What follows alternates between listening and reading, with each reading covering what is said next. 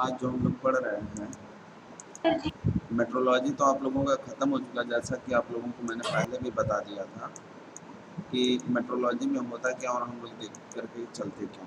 ठीक है, तो आज का जो टॉपिक है वो केमिस्ट्री के ऊपर है।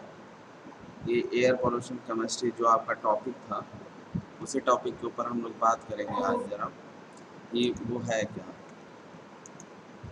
ठीक है, क्योंकि आपको air pollution chemistry second unit का पहला टॉपिक है। उसके बाद meteorological aspects of pollutions dispersion के बारे में आता है, फिर लैब्स रेट के बारे में। तो हम लोग ये सीधे सीधे ये जानने की कोशिश करेंगे कि कैसे, ठीक है, आपकी जो ये चीज़ें हो रही हैं, जो लैब्स रेट हैं एक्सेट्रा एक्सेट्रा, ये किस तरीके से हो रहा है। तो जैसा कि इसके केमिस्ट्री की अगर बात करें तो जो पहला यूनिट में मैंने काफ़ी चीज़ें ज्वाइन कर दिया था। ऐसा कुछ था नहीं कि जो आप लोगों को समझ में ना आए। उसके बावजूद भी अगर कुछ ना आए तो आप पूछ सकते हैं। तो एयर पोल्यूशन केमिस्ट्री यही बस बताएगा आपको कि किस तरीके से जो हार्म गैसें हैं हमारे एनवायरनमेंट में किस तरीके से फैलती जा रही हैं, उनका रिएक्शन क्या है, इनिशियल स्टेज पे क्या है। तो जो आप देख रहे हैं, air is essential for life itself, without it we would survive only a few minutes. ठीक है ना। तो इसके जो बायलॉज हैं, मतलब जो हम लोगों ने पैरामीटर बना करके रखा हुआ है वर्ल्ड वाइड लेवल पर, उसी से रिलेटेड जितने भी गैसेस हैं, जैसे मान लीजिए आपके ट्रोपोस्फेयर में कौन सी चीज़ें मिल रही हैं, ठीक, स्ट्रेटोस्फेयर में क्या मिल रहा है, मेसोस्फेयर में क्या हो रहा है, थर्मोस्फेयर में क्या हो रहा है। उसके बाद एक और होता है एग्जोस्फेयर। ठीक है, एग्जॉस होता है। ठीक है, तो एग्जॉस के बारे में भी आप लोगों ने पढ़ चुका है कि किस तरीके से उसके एग्जॉस हैं। आगे बढ़ते हैं। जैसा कि हम जान रहे हैं कि नेचर में कितना परसेंटेज है और कितना परसेंटेज नहीं है हमारे नेचर में।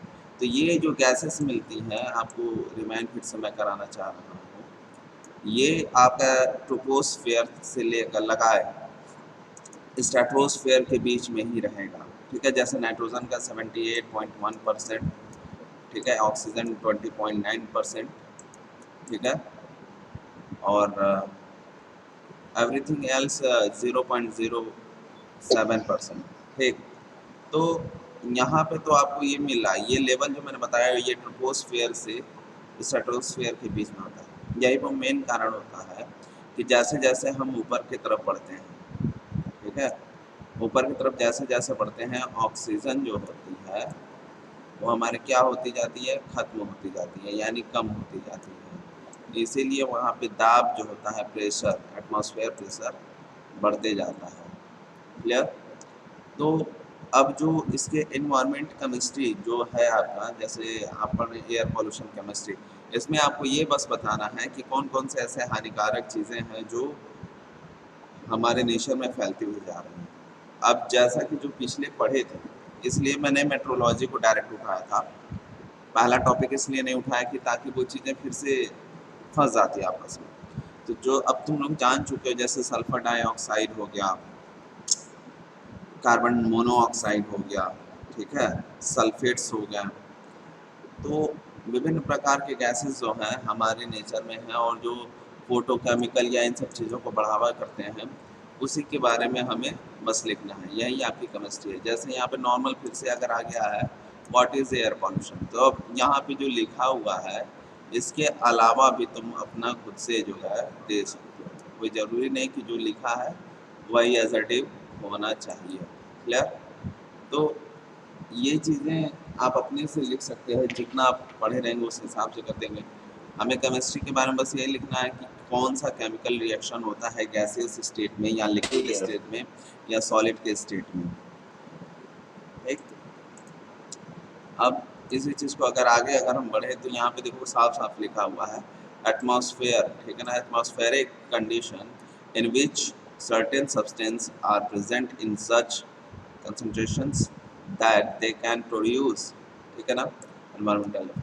ये सारी चीज़ें हैं जिस तरीके से उस पर इफेक्ट डाल रही हैं।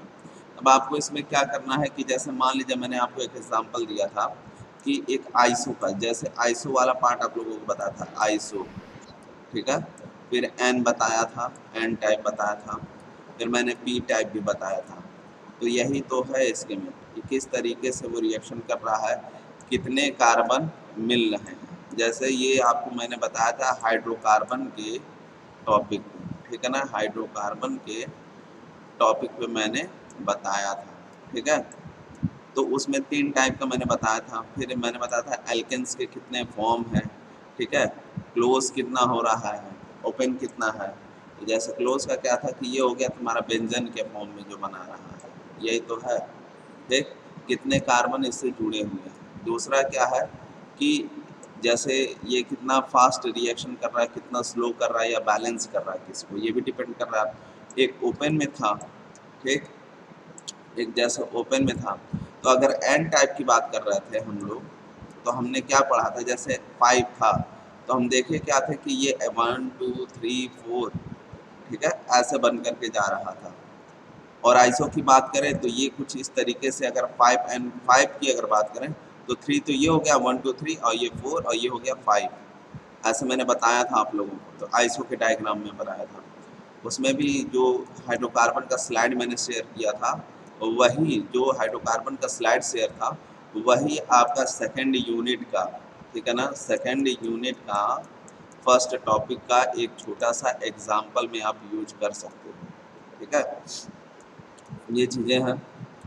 अब जो इसमें लिख रहा है क्या, एनी विजिबल और invisible particles are gas found in the air that is not part of original normal composition, ठीक है। अब यहाँ पे आप कंपोजिशन की भी बात कर सकते हैं, क्योंकि आप देखिए अगर अर्थ की कंपोजिशन की बात करेंगे तो वो आपको पूरा स्ट्रक्चर लेकर के जाना पड़ेगा कि कितने लेवल हैं, क्या क्या है, वो सारी चीज़ें आपको बताना पड़ेगा, ठीक।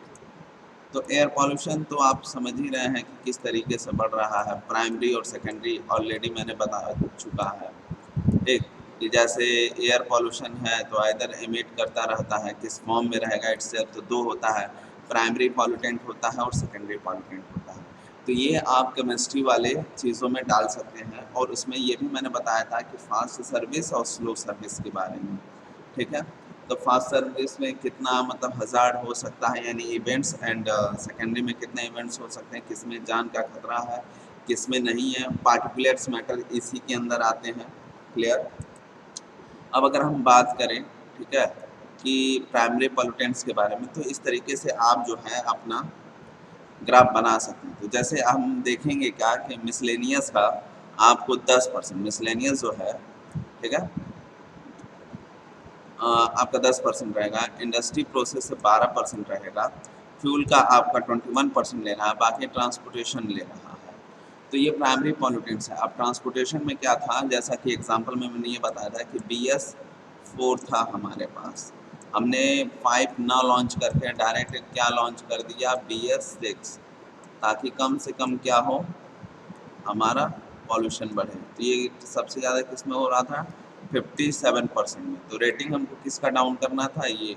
और मैंने आपको बताया था कि कोई भी चीज़ के लिए जैसे सर्वे होता है, डाटा एनालिसिस होती है, डाटा प्रोजेक्ट होता है, ग्राफ होता है, ग्राफ स्केल होता है, ठीक है, कितने साल का आप उस पर डेटा सेट इकट्ठा कर रहे हैं, क्या आपका कंक्लूज़न है, आप क्या उसमें सोच रहे हैं और क्या इम्प्लीमेंट किया जा सकता है। तो ये सारी चीज़ें हैं। आपको उसके बाद कितने सालों के लिए आप सोच रहे हैं, तो ये सारी चीज़ें हैं जो कि आपके एयर पॉल्यूशन केमिस्ट्री के अंदर आएगी। कि मैंने क्या बताया था कि ये एक कंडीशन है, ये चीज़ें हो रही हैं, मतलब हो रही हैं, क्योंकि देखिए अगर आप बात करेंगे पीरियाडिक टेबल की तो कई सारी गैसेस हैं, लेकिन उसमें सबसे क्या चीज़ देखा जा रहा है, गैसेस तो कई सारी हैं, लेकिन फ़र्क क्या है कि उन गैसों में सबसे ज़्यादा क्रियाशील कौन सा है और सबसे ज़्यादा दिक्कत किससे हमें हो सकता है, उसी के बारे में हम करते हैं। तो हमने बताया था ट्रांसपोर्ट, ठीक है ना। तो जो इंट्रोडक्शन मैंने दिया था इनिशियल में, तो आपने देखा था कि एक टॉपिक मैंने लिखा था ट्रांसपोर्टेशन इमिशन, ठीक है ना। उसके अंदर भी मैंने एक चीज़ डाला था, आउटडोर प्रॉब्लम डाला था एक, ठीक है, ट्रांसपोर्टेशन इमिशन के टॉपिक पे, और एक इनडोर प्रॉब्लम डाला था, ठीक है। इंडोर का भी प्रॉब्लम उसमें मैंने डाला था, आउटडोर और इंडोर का मैंने प्रॉब्लम उसमें डाला था। तो इन दोनों का अंतर आपको बता ही दिया हूँ, ये भी बताएं कि किस तरीके से है। तो अब इसमें ट्रांसपोर्टेशन इमिशन के अंदर ये मैं रिवाइज कर दे रहा हूँ कि कैसे केमिकल जो हो रहे हैं, कि मतलब केमिस्ट्री हमको इसमें पढ़नी पड़ रही है। इसमें है क्या, नॉर्मल चीज़ें हैं आपके, किसी से भी CO2 का रिएक्शन आप दिखा सकते हो जनरली, कि कैसे वो अपने ऑक्सीजन को एक रिमूव कर रहा है और CO में मतलब CO2 कैसे कार्बन मोनोऑक्साइड में कन्वर्ट हो रहा है। दूसरी चीज़ें मैंने बताया था कि डिफॉरेस्टिंग के बारे में बताया था, या डिटोरेशन के भी बारे में मैंने बताया था। तो डिफॉरेस्टिंग का मतलब वही हो गया पेड़ों की कटाई उठाई, क्योंकि सबकी क्या है, एक साइकिल पीरियड है, सब अपने आप को हील करते हैं, अपने आप को बैलेंस के फॉर्म में चलते हैं, लेकिन हम लोग अपने कंफर्ट जोन को और बेटर बनाने के लिए पेड़ों की कटाई कर देते हैं, जिसके वजह से कार्बन की जो साइकिल है, वो जो चेन है वो टूट जाती है, वो ब्रेकआउट हो जाती है। ब्रेकआउट होने की वजह से ये सारी दिक्कतें होती हैं। तो जो ट्रांसपोर्टेशन इमिशन की जो मैं बात कर रहा था, उसमें 3 फेस मैंने दिखाया था। क्या दिखाया था? पहले मैंने दिखाया था लैंड एरिया, ठीक है, दूसरा दिखाया था वाटर एरिया, और उसके बाद एयर एरिया, ठीक है ना। ये 3 एरिया मैंने दिखाया था। इन तीनों एरिया में 2 चीज़ें फैक्टर मैंने डाली थी। वो फैक्टर क्या डाली थी, ठीक है, लाइट व्हीकल्स, ठीक है, लाइट व्हीकल्स, और क्या था, हैवी व्हीकल्स, ठीक है। तो ये दोनों होता है, एक मीडियम भी होता है तो उसको उतना कंसिडर नहीं किया जा सकता है, ठीक है। तो यही मेन 2 चीज़ों को हम लोग लेकर के चलते हैं, लाइट और हैवी। बाकी बीच का जो चीज़ें होती हैं उसको तो मान लिया जाता है। और मैंने एक चीज़ और बताया था कि जैसे जो ज़्यादा हार्म करने वाली चीज़ें होती हैं उनका क्या किया जाता है। जैसे ज़्यादा हार्म करने वाली अगर कोई चीज़ है तो उसमें हम लोग एक चीज़ ये देखते हैं कि अगर स्ट्रेटोस्फेयर पे ओज़ोन का है, मतलब स्ट्रेटोस्फेयर पे तीसरे लेवल पे ओज़ोन हमको मिलता है, ठीक है। ये इस तरह से बॉन्ड बनाया हुआ रहता है हमारा ऑक्सीजन, ऐसे। और मैंने बताया था कि ऊपर से सन से आने वाली कॉस्मिक रे और भी अन्य जो भी रे है, जैसे एक्स रे हो गया, अल्फ़ा रे हो गए, गामा रे हो गए, ठीक है, UVA, UVB, UVC, ये जितने भी मतलब रे आते हैं उससे हमारा प्रोटेक्ट करता है। तो जो एरोप्लेन्स उड़ाते हैं जिसमें हैवी पैसेंजर मतलब नंबर ऑफ पैसेंजर काफ़ी होते हैं और उसके लिए इंजन काफ़ी बड़ा होता है, तो क्या होता है कि हम लोग कोशिश ये करते हैं कि अगर ये स्ट्रेटोस्फेयर का ओज़ोन लेयर है, तो या तो हम इस लेयर के ज़रा सा ऊपर में लगाएँगे, उड़ाएँगे, ठीक है, कि ताकि जो है चलता रहे वो, हैं? तो अब एक चीज़ और इसमें आपको बता दूँ कि मैंने एक रेज़िन लेयर के बारे में बताया था। मैंने ये बताया था कि रेज़िन लेयर, हर एक लेयर वही सेम होता है, बस नाम चेंज हो जाता है, जो आप बात कर रहे हैं। जैसे क्या है, ट्रोपोस्फेयर का लास्ट पॉइंट और स्ट्रेटोस्फेयर का फर्स्ट पॉइंट, जहाँ पे मिलता है उसको रेज़िन लाइन या रेज़िन लेवल या रेज़िन वो कहते हैं, ठीक है ना? तो हम लोग क्या करते हैं कि इसके ऊपर ही फ्लाई करते हैं। अब जो उसके यहाँ पे केमिकल रिएक्शन होना होता है, जैसे क्या है कि ऑलरेडी हमारे पास O3 है, ठीक, O3 है और प्लेन्स इसके ऊपर अगर हम उड़ा रहे हैं, मान लिया प्लेन्स इसके ऊपर अगर उड़ा रहे हैं, तो इसमें से निकलने वाला कार्बन मोनोऑक्साइड जो भी है वो किस तरीके से इससे रिएक्शन करेगा। और यही नहीं कि O3 से ही केवल रिएक्शन करेगा, इसके अलावा जो सन से आने वाली रे हैं, क्योंकि हमारा क्या होता है कि यहाँ से टकराता है तो कुछ जो है वापस चले जाते हैं, आ नहीं पाता है, रुक जाता है इसी लेवल पे। कुछ है हैवी पार्टिकल्स में आए और फिर नीचे पेनिट्रेट करके चले गए, कम होकर के। अब कुछ जो आते हैं तो पूरे के पूरे ही आते हैं, डायरेक्टली आते हैं। तो ये सारे केसेस मैंने बता दिया है। इसी के बारे में जो आपका केमिकल है, मतलब एक-एक रिएक्शन वो आप दे दोगे तो कंप्लीट हो जाएगा।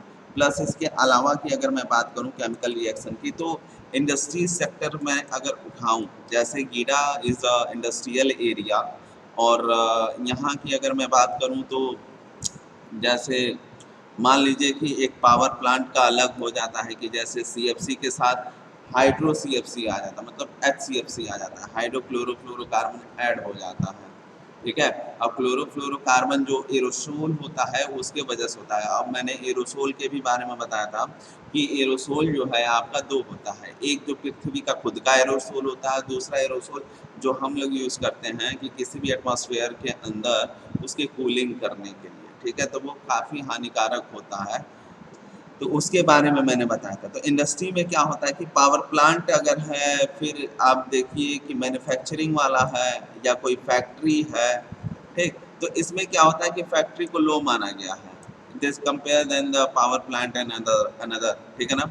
अब जब अगर आप फैक्ट्री से ऊपर पढ़ेंगे तो इसमें क्या होता है, फैक्ट्री जैसे मैन्युफैक्चरिंग डिपार्टमेंट है, फैक्ट्री अगर है तो कुछ काटना, गलाना और कुछ उसके लिए एंटी एजेंट यूज हम करेंगे, जिसका सही से रिफाइनरी सिस्टम न वर्क करने के कारण, मैं क्या कह रहा हूँ, रिफाइनरी सिस्टम न वर्क करने के कारण, सही रूप से न वर्क करने के कारण पॉल्यूशन की रेटिंग जो होती है वो बढ़ जाती है। प्लस जो उसको हम गलाने में या कटिंग करने में या उसको डिकम्पोज करने के लिए जो भी हम एसिड में यूज कर रहे हैं या कुछ भी यूज कर रहे हैं, अलग अलग मेटल्स के लिए अलग अलग जो भी हम ट्रीटमेंट करते हैं, उसमें से निकलने वाली गैसेस जो होती हैं वो कितने हार्मफुल होती हैं, विदाउट रिफाइनरी सिस्टम या उसको लगाने के बावजूद भी हमारे वो एनवायरनमेंट में मिल जाता है। तो ये 12% जो होता है, जैसे जैसे फैक्ट्री का लेवल बढ़ते जाता है वैसे वैसे क्या होता है, उसके पॉल्यूशन की रेटिंग बढ़ती जाती है। इसीलिए इंडस्ट्री एरिया को हम रेड कलर से हमेशा दिखाते हैं, क्योंकि हमने क्या बताया था कि एयर क्वालिटी इंडेक्स की हमें ज़रूरत है। तो जब आप एयर पॉल्यूशन केमिस्ट्री के बारे में कोई भी टॉपिक आएगा तो आप AQI ज़रूर लिखिएगा। और जो मैंने AQI का शॉर्ट ट्रिक बताया था कि जैसे सीधा है 50 से 100, ठीक है, 50 से 100, फिर 100 से क्या है 150, यही इसका स्केल चलता रहता है। यानी 50-50 के गैप में चलता जाएगा, कहाँ तक चलता जाता है, पूरा टोटल 500 तक जाएगा। क्लियर है?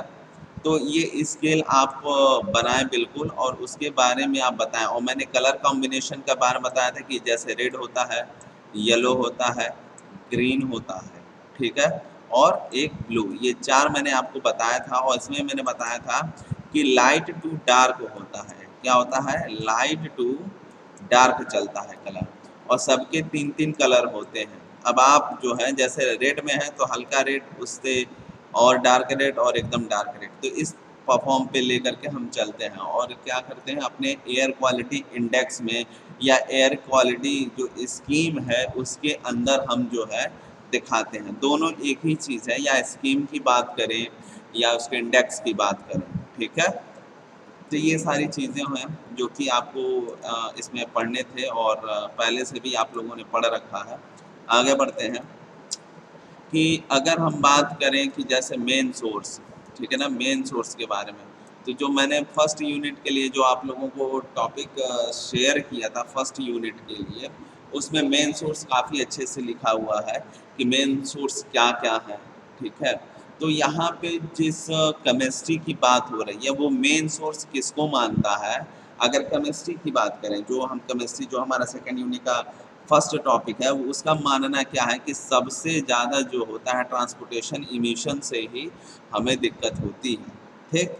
तो ये उसको क्या लिया है कि जितने भी motor vehicles are major source of pollution, ठीक है ना, क्या है, of air, major pollution throughout the urban areas, ठीक है ना।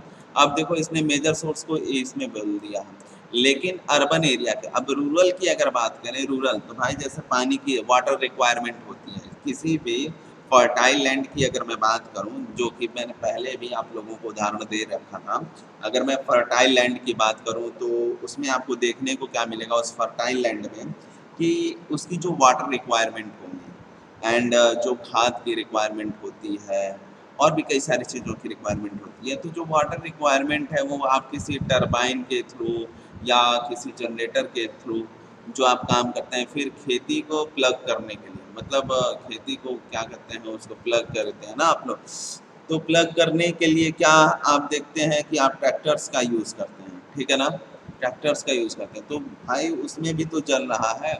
तो ओवरऑल अगर हम देखें, बात करें, तो उसका मुख्य कारण एक ही चीज़ निकलेगा, जैसा कि पहला भी मैंने बताया था, उसका कारण क्या है, फॉसिल फ्यूल, ठीक है ना, फॉसिल क्या है, फॉसिल फ्यूल, तो मतलब जीवाश्म, ठीक है ना, फॉसिल फ्यूल ही इसका क्या है, मेन कारण उसका निकल करके आपके सामने आएगा।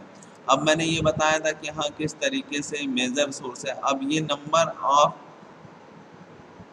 अगर ट्रांसपोर्टेशन इमिशन को अगर ये एयर केमिस्ट्री अगर मानता है तो नंबर ऑफ व्हीकल्स तो डिपेंड करते हैं, नंबर ऑफ इक्विपमेंट्स तो डिपेंड करते हैं कि उसका एचपी क्या है, ठीक है, और वो फॉसिल फ्यूल जला कैसे रहा है। जैसे उदाहरण मैं फिर से एक बार देना चाहूँगा ट्रांसपोर्टेशन इमिशन के अंदर कि आप ये देख रहे होंगे कि जैसे मान लो एक गाड़ी है, ये उदाहरण मैंने कई बार दिया है, एक बार और दे देता हूँ। जैसे कोई गाड़ी है जिसकी 160 सीसी है, ठीक है, 160 सीसी भी ज़्यादा हो जा रहा है, चलो मान लो 125 सीसी है, ठीक है, और एक गाड़ी आपका हो गया 150 सीसी और एक गाड़ी हो गया 220 सीसी, ठीक। अब ये चलेगा कितना, 65 किलोमीटर 1 लीटर में, कितना चलेगा ये, 65 किलोमीटर, ठीक। ये चलेगा लगभग लगभग मान लो 50 से 55 मान लो, ठीक है, चलो मैं 50 ही मान लिया, ठीक है, और एक गाड़ी चलेगा आपका 30 से 20 किलोमीटर, तो चलो इसको 30 मान लिया। अब अगर हम बात करें, ठीक है ना, अगर हम बात करें, ये हमने बात किया था किसके लिए, 1 लीटर फॉसिल फ्यूल को खपत होने में, ठीक है, 1 लीटर, वो भी कौन सा पेट्रोल है, वाइट पेट्रोल नहीं है, मेथेन वाला, मेथेन एथेन वाला ये आपका पेट्रोल है, ठीक है ना। तो अब सोचो 1 लीटर में अगर तुमको कोई दूरी तय करनी है, जैसे मान लो तुमको 100 किलोमीटर की दूरी तय करनी है अपने व्हीकल से, ठीक भाई, जैसे ट्रांसपोर्ट आप हवाई जहाज जो यूज़ करते हैं, एरोप्लेन्स, तो वो तो 150 किलोमीटर के लिए तो नहीं होता है, लेकिन एक एवरेज मान लो 1000 नहीं 100 ही किलोमीटर मान के चलते हैं। तो ये देखो लगभग लगभग जो है 1.25 लीटर तेल लेगा, कौन सा, 125 सीसी वाला 1.25 लीटर तेल देगा, 1.25 लीटर तेल में ये पहुंच जाएगा। इसके द्वारा जितना भी मतलब कार्बन मोनोऑक्साइड अगर मिलता भी है तो सोचो कितना कम मिलेगा। अब वहीं पे ये 1 लीटर के बजाय कितना लेगा, 150 सीसी वाला तुम्हारा 2 लीटर लेगा, ठीक। अब यहाँ पे तुम्हारा क्या लेगा, 3.25 लीटर, 220 सीसी वाला क्या लेगा, 3.25 लीटर तेल लेगा, ठीक है। अरे 3 त्रिक का 9, ये हो जा रहा है 10 किलोमीटर और 3.25 लीटर ये लिया। तो सोचो किस तरीके से रेटिंग जो है बढ़ रही है और फॉसिल फ्यूल कितना तेज खत्म हो रहा है, खत्म तो हो ही रहा है, और दूसरी चीज़ें क्या है कि ये आपको हार्म भी कर रहा है। तो इन चीज़ों को भी आपको ध्यान में रखना होगा, इसीलिए जो 57% है उसको ये मान लिया गया है कि ऑटोमोबाइल्स के सेक्टर में ही होते हैं। तो ये तो केवल हम पेट्रोल टू पेट्रोल पकड़ के चल रहे थे तो ये इसकी कहानी थी, वो भी नॉर्मल पेट्रोल जो सब कोई परचेज कर सकता है, वाइट पेट्रोल की तो बात ही नहीं की। इसके अलावा मेजर प्रॉब्लम देखो जिनको कंसिडर नहीं किया गया है या जिनका नाम ही नहीं लिया जाता, वो है तुम्हारे एलपीजी, ठीक है, एलपीजी भी तो तुम्हारा नुकसान करता है, एलपीजी हो गया। दूसरी चीज़ें बात नहीं की हम लोग किस पे, डीजल के ऊपर, ठीक है, डीजल के ऊपर भी हम छोड़ दिए। दूसरा केरोसिन के ऊपर हमने छोड़ दिया। तीसरा जो चारकोल होता है उसको भी हमने छोड़ दिया। तो ये सारे फैक्टर हैं, ठीक है, लेकिन हम ले करके किसको चल रहे हैं ट्रांसपोर्टेशन इमिशन के अंदर, केवल पेट्रोल को ही लेके चल रहे हैं जो कि फॉसिल फ्यूल के द्वारा हो रहा है। तो अब यहाँ पे देखो क्या दिखा रहा है, इसके कहने का अगर हाइड्रोकार्बन का देखो तुम्हारे अंदर सबसे पहले किसका उदाहरण दिया है, हाइड्रोकार्बन, ध्यान में रखना किसका उदाहरण दिया है, हाइड्रोकार्बन का। तो हाइड्रोकार्बन के अंदर जो आपको उदाहरण दिया जा रहा है, जैसा कि मैंने पहले भी बताया था कि एन टाइप, पी टाइप और आइसो टाइप, ठीक है, ये इस टाइप के होते हैं। हाइड्रोकार्बन की स्लाइड शेयर कर चुका हूँ, आप लोग उसको देख लीजिएगा। उसमें आपको देखने को क्या मिलेगा कि किस तरीके से कार्बन जो है हाइड्रोकार्बन में तब्दील हो रहा है और उसकी साइकिल क्या है, और फिर मोनोऑक्साइड्स, ठीक है ना, मतलब ऑक्साइड्स के बारे में भी मैंने स्लाइड शेयर किया था, ऑक्साइड्स कैसे बन रहे हैं आपके, ठीक है ना, ऑक्साइड्स। फिर लेड, ये लेड स्वीट पॉइजन का है, नाइट्रोजन ऑक्साइड्स हो गया, और बाकी के पार्टिकुलेट्स मैटर को जो मैंने आपको बता ही दिया है।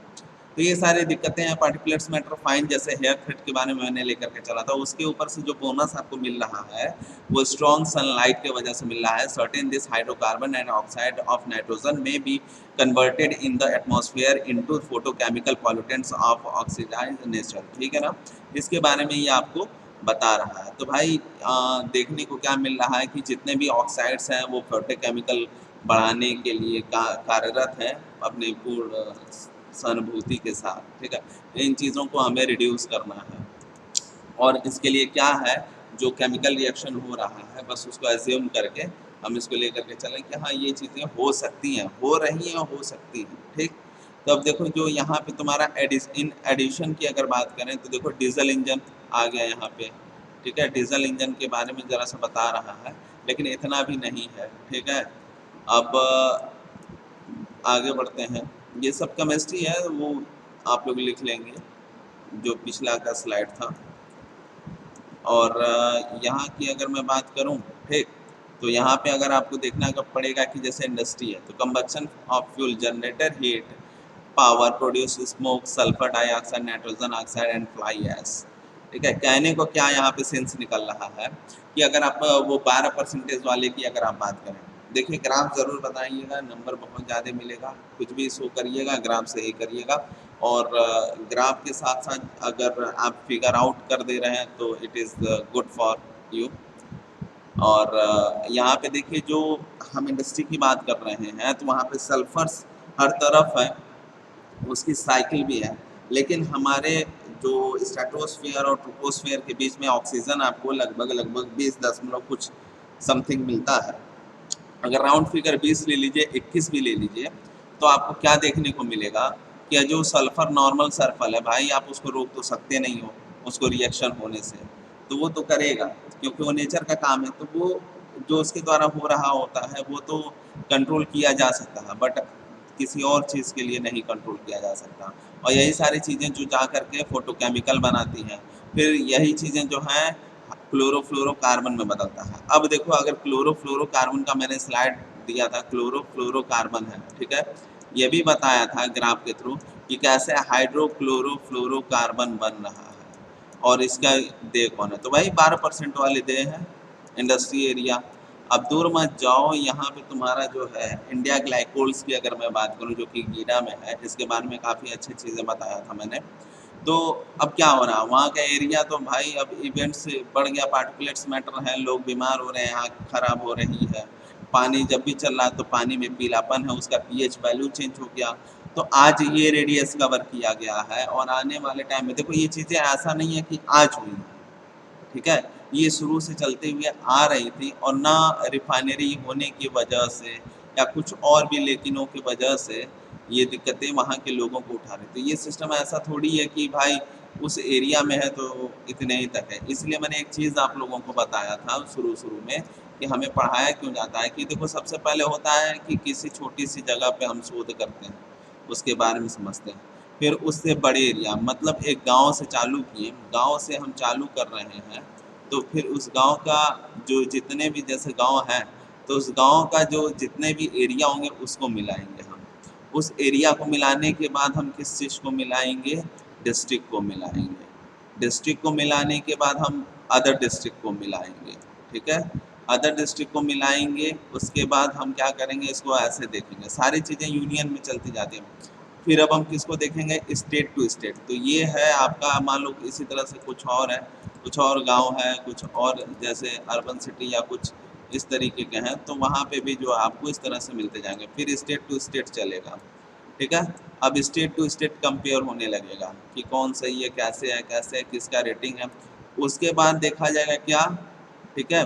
स्टेट के बाद आता है लेवल्स पर, जैसे कंट्री लेवल पर, कंट्री खुद देखेगा कि हमारे इतने स्टेट हैं और इतने इतने भागों में बटा हुआ है, उसकी रेटिंग, एयर क्वालिटी इंडेक्स ये है, इसकी यहाँ की ये है, यहाँ पे हरियाली ज़्यादा है, एक्सेट्रा वाटर भी ज़्यादा हैं, तो अपने हिसाब से उस एरिया का वो देखा जाता है। अब बात जब करते हैं अनदर कंट्री का, ठीक है, जैसे अनदर कंट्री में क्योंकि ये चीज़ें ऑलरेडी कंप्लीट हो गई है, तब इंटरनेशनल हो गया, तो जैसे ही हम अगर अनदर कंट्री को देखते हैं तो उसमें हमें ये पता चलता है क्या कि ग्लोबल, तब वहीं पे आपको क्या होता है, ग्लोबल के बारे में बात करना होता है, जैसा कि आपने पहले यूनिट में ख़त्म कर दिया था। अब इसमें होने वाले जितने भी केमिकल रिएक्शन है वो ऑलरेडी तुम पढ़ चुके हो, ठीक, ऑलरेडी तुम लोगों ने पढ़ लिया है। अब देखो यहाँ पे जो, ठीक है, एल्डिहाइड्स होते हैं, ठीक है, उसके बारे में भी तुम लोगों ने पढ़ा है। आगे बढ़ते हैं।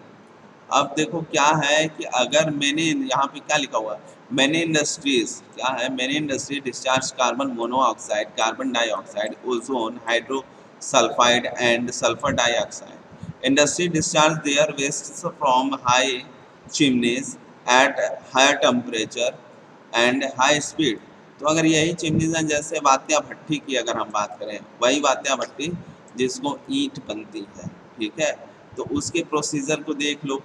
24 उसके गेट होते हैं, पहली बात 24 उसके गेट होते हैं। ईंटा को पहले मॉड्यूल में सांचे में रखना, फिर उसको हीट ट्रीटमेंट करना, 3 प्रकार के ईंटे को सही तरीके से निकालना, फिर जो एक चौथा प्रकार का होता है क्लासिफिकेशन ऑफ ब्रिक्स की अगर मैं बात करूं, तो झामा ईंटे के बारे में सुने ही होंगे। वो किसी काम के लायक नहीं होता है, बस केवल फिलिंग के काम आता है, वो उसके अंदर खाली कार्बन ही चीज़ें बची रहती हैं। तो बाकी के फर्स्ट सेकेंड थर्ड जो क्लास की ईंटें आती हैं, ठीक, वो भी सारी चीज़ें हैं। तो क्या उसके अंदर ऐसा थोड़ी है कि तुम मिट्टी को पका रहे हो तो उसमें नहीं निकलेगा, जाहिर सी बात है निकलेगा। तो वो सारी चीज़ें हैं जो निकलेंगी। अब उसके लिए क्या क्या केमिकल रिएक्शन हो रहा है वो तो देखना पड़ेगा। अब देखो यहाँ पे कुछ आ रहा है कि जैसे डोमेस्टिक सोर्स के बारे में बताएं, तो पहले भी मैंने बता दिया था एक केस के अंदर इंडोर केस और आउटडोर केस के बारे में, ठीक। तो डोमेस्टिक के क्या है, डोमेस्टिक सोर्स में डोमेस्टिक कंबक्शन जो है ऑफ कोल वुड्स और oil, a major source of smoke dust and sulphur dioxide and nitrogen. देखो उससे जो हो रहा है, जो हम कोयला लकड़ी और जो फ्यूल जलाते हैं, तेल तेल केरोसिन हो गया या पेट्रोल हो गया, ठीक है, जो भी हम जला रहे हैं वो क्या कर रहा है, स्मोक को बढ़ावा करता है, डस्ट बढ़ावा करता है। और सल्फर डाइऑक्साइड अगर तो पता है कि अगर सल्फर डाइऑक्साइड बढ़ रहा है तो अम्ल वर्षा होगी। नॉर्मल पीएच तुम्हें पता है केवल 1 पॉइंट अब बढ़ जाएगा, 1 यूनिट पॉइंट अगर बढ़ा अपने पैरामीटर से खुद तो तेजाब की वर्षा होगी, ठीक है। अब देखो टोबैको स्मोक हो गया। टोबैको स्मोक में क्या है, the most direct and important source of air pollution affecting the health of many peoples, ठीक है।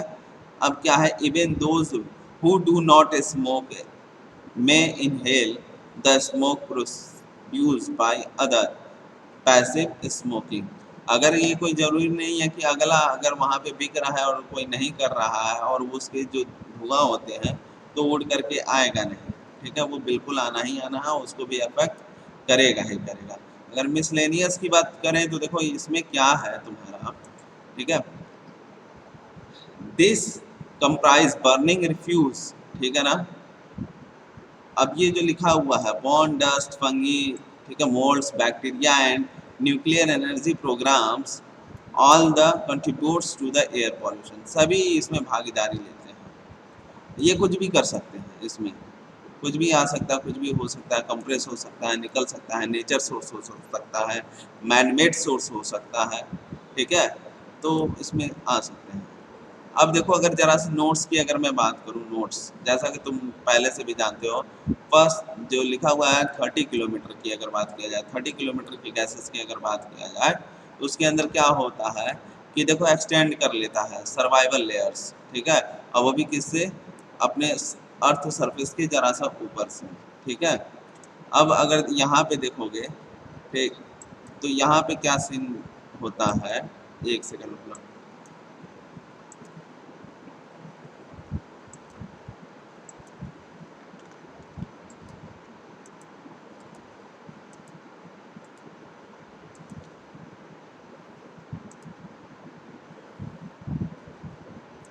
यहाँ पे क्या होता है कि जो मॉर्टल है, मॉर्टल मॉर्टल मतलब अमर वाली नई चीज़ें मैं बोल रहा हूँ, जो मॉर्टल केसेस होती हैं जो अर्थ के द्वारा बनाई गई हैं वो तो चलती ही रहेंगी, लेकिन बोनस हम लोग दे देते हैं उसमें से, ठीक है।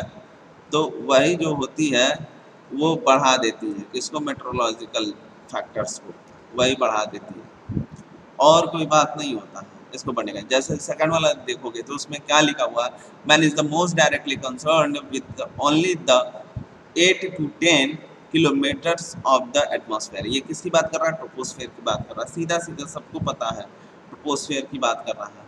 फिर यहाँ पे क्या कह रहा है कि the levels of atmosphere pollution at any one time depends upon meteorological factors. भाई ये मेट्रोलॉजिकल फैक्टर मैंने आपको क्या बताया था कि मेट्रोलॉजिकल फैक्टर देखो, सीजन अलग होता है, क्लाइमेट अलग होता है, वेदर अलग होता है, ये तीनों अलग होते हैं, लेकिन हम मान लेते हैं सब एक ही है, ठीक है। और उसके बाद एटमॉस्फेयर अलग होता है, ठीक है। ये जो एटमॉस्फेयर स्ट्रक्चर की अगर बात करोगे तो ऑल ओवर द लेवल्स की बात होगी, ऑल ओवर द लेवल्स की बात होगी, जिसमें ट्रोपोस्फेयर, स्ट्रेटोस्फेयर, मीसोफेयर, मीसोफेयर के अंदर आइनोस्फेयर जहाँ पे कम्युनिकेशन होता है, उसके बाद थर्मोस्फेयर, उसके बाद एक्सोस्फेयर, ठीक है ना। ये सारी चीज़ें आती हैं, तो वो एक एटमॉस्फेयर है। अब एटमॉस्फेयर के बाद कहीं भी अगर हम जा रहे हैं तो वहाँ का वेदर आता है। सेकंड पे क्या आता है, वेदर। किसी पर्टिकुलर लोकेशन के वहाँ का जो इन्वायरमेंटल इंपीरियल इम्पैक्ट है, वहाँ पे क्या चीज़ें पड़ रही हैं, वो चीज़ें आपको देखना है। अब वो वेदर हो गया। अब उस जगह पे छोटी चीज़ें, जहाँ से मान लो किसी लेक के किनारे है, किसी नदी उदी के किनारे है, तो वहाँ का मौसम क्या होगा, ठीक है। तो वहाँ का क्लाइमेट देखते हैं कि यहाँ से 50 किलोमीटर दूर जाने के बाद यहाँ का वहाँ का क्लाइमेट और वहाँ के यहाँ के पानी का पीएच वैल्यू चेंज हो गया, क्लाइमेट, ठीक है। अब क्या देखते हैं, सीजन देखते हैं। सीजन जो देखा जाता है वो 6 माही देखा जाता है, 12 माही देखा जाता है, 3 माही देखा जाता है। किस मतलब 3 माह के अंदर है ड्यूरिंग, ठीक है, 90 डेज, ड्यूरिंग 90 डेज के अंदर क्या चीज़ें हो रही हैं, क्या चीज़ें नहीं हो रही हैं, क्या चीज़ घट रहा है और क्या चीज़ बढ़ रहा है, उसके बारे में आपको बताता है। तो ये चीज़ें होती हैं। प्लस आपको देखना क्या रहता है कि जैसा कि मैंने आपको एक डेटा सेट दिया था ब्लैक पे, फिगर आउट करके ग्राफ बनाया था, ठीक। तो वेदर और एटमॉस्फेयर के लेकर के ऊपर तो आप यहाँ पे लिख सकते हो। तो जो उसके मेट्रोलॉजिकल फैक्टर होती हैं, इन्हीं चीज़ों से चेंज हो जाती है। अगर तुम छोटी जगहों की बात कर रहे हो, जैसे छोटी जगह है, ठीक है, छोटी जगहों की अगर मैं बात करूँ तो मान लो कोई नदी के किनारे है। अब वहाँ की भाई वाटर रिक्वायरमेंट तो ज़रूरत होगा नहीं, क्योंकि ऑलरेडी वो क्या है, फुलफिल है, ठीक है ना। ऑलरेडी जो है वो फुलफिल है, किस चीज़ से, पानी के से। अब जरा सा भी वहाँ पे तुम पाइपलाइन बिछाओगे और तुम्हें क्या है, पानी मिल जाएगा। वो भी फिल्टर मिलेगा अर्थ के जो है, क्योंकि एक्विफर में जमा होगा आराम से, और प्रीवियस लेयर इम्प्रीवियस लेयर वहाँ से पास होकर के तुम्हारे तक आ जाएगा। लेकिन यही 50 किलोमीटर जो है हॉरिजेंटल प्लेन पे तुम आगे बढ़ते हो, तो क्या वो नदी इतनी बड़ी है कि अंदर अंदर वो जो चीज़ें उसकी फ्लो है, फ्लो रेट है, क्या उस चीज़ों को अभी तक स्टेबल रखी हुई है, या बढ़ता हुआ पानी का दर उन चीज़ों को क्या देगा। तो वहाँ पे क्या होगा, यहाँ पे हरियाली ज़्यादा मिलेगी, यहाँ पे पानी वाले पौधे पेड़ ज़्यादा मिलेंगे, और जस्ट 50 से 100 किलोमीटर की दूरी पे वो चीज़ें धीरे धीरे कम होती जाएंगी। तो वहाँ का चेंजेस हो रहा कि नहीं हो रहा। प्लस जब यहाँ का वाटर रिक्वायरमेंट खुद से अपने आप को रिकवर कर ले रहा है, ठीक, यहाँ पे रिकवर कर ले रहा है, और वहाँ का अगर देखा जाए फसलों के लिए, तो भाई वहाँ तो चाहिए होगा, क्योंकि ये जरा सा नीचे में आपको मिलेगा, समझ रहे हो। अब जैसे अर्थ है, ये अर्थ अर्थ है, तो अर्थ का सर्विस क्या है भाई, दीर्घवृत्ताकार है।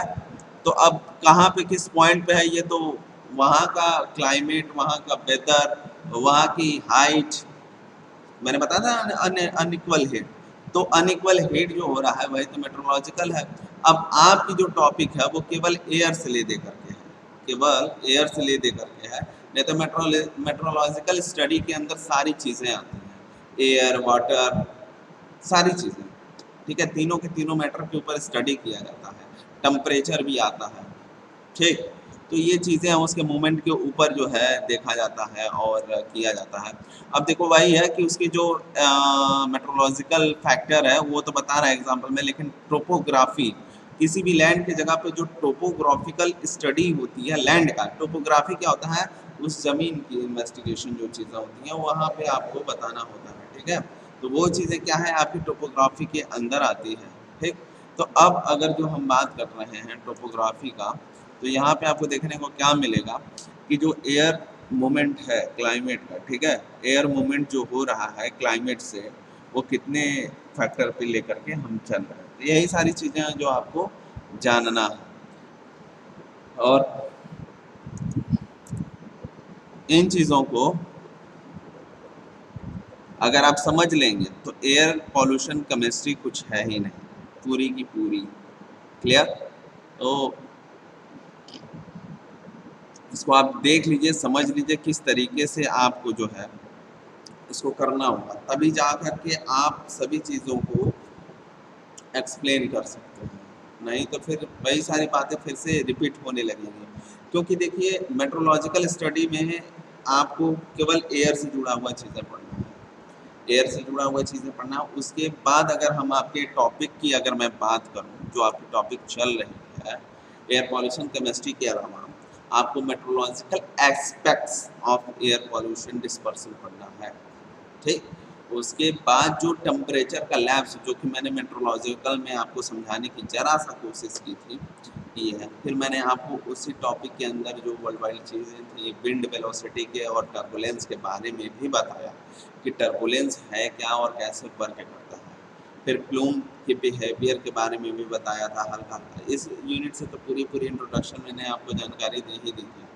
और डिस्पर्सन ऑफ एयर पॉल्यूटेंट्स और पॉल्यूशंस के बारे में, और जितने भी प्लूम मॉडल्स हैं अभी आपको बता देंगे। और स्टक हाइट के बारे में तो हल्का सा हिंट दिया था कि अर्थ का जो हाइट है वहाँ पे कैसे स्टक कर रहा है, और नीचे का हाइट क्या है, जैसे दिल्ली से देवरिया।